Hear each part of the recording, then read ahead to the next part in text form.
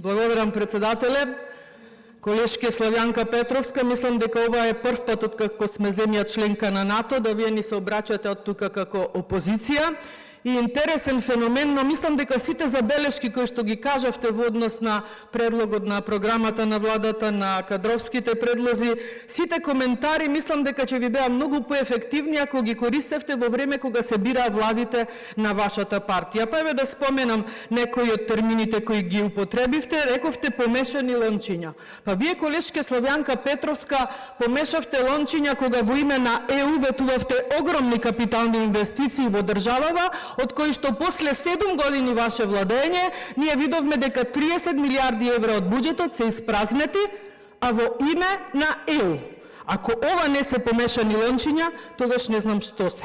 Ова е класична плячка на народните пари. За сега вие тука да говорите за некои лаги на виделина. Убаво ќе беше да се запрашате дали може би лаги на виделина беа изјавите во времето на бившиот премиер и ваш председател Заев, кога се колнеше во жици и деца дека нема да го менува името, или коментиравте дека контрадикторна била програмата затоа што имала мал број на жени, вие која што како власт премолчивте кога жена беше тепана во униформа на Битпазар, премолчивте кога се зборуваше за еден скандал за малтретирање на жени во вашето министерство, не дадовте никаков коментар кога имавме жена кандидатка за председател, па велите сомнеш за инвестиции, кажав 30 милиарди евра истрошивте, ниту еден капитален проект не видовме од вашата власт и жалам што како двете носителки на изборна единица 6 не сте се обиделе да видите и да кажете барем некој коментар во однос на предлогот на мандатарот Мицкоски за тоа дека конечно ќе се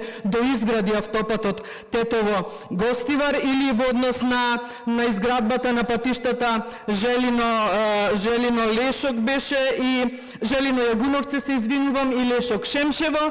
Жалам што како министерка на Министерство за одбрана на земја членка на НАТО не направивте многу работи, но затоа нашите војници се сеќаваме дека јадеа мувлосани оброци, така да целиот ваш говор, ако беше и говор, ако може да се оквалификува, беше навистина слаб и очаен и поднос на прашањата што ќе има, што ќе нема. Јас себе за крај би ве прашала во една минута, можете да ми одговорите дали СДСМ ќе има доволен број на гласачи за да ви изгласаат за председател или може би затоа вашиот очај тука што го изразувате. Жално името, вие го сменивте, а ние ќе го вратиме достоинството. Ви благодарам.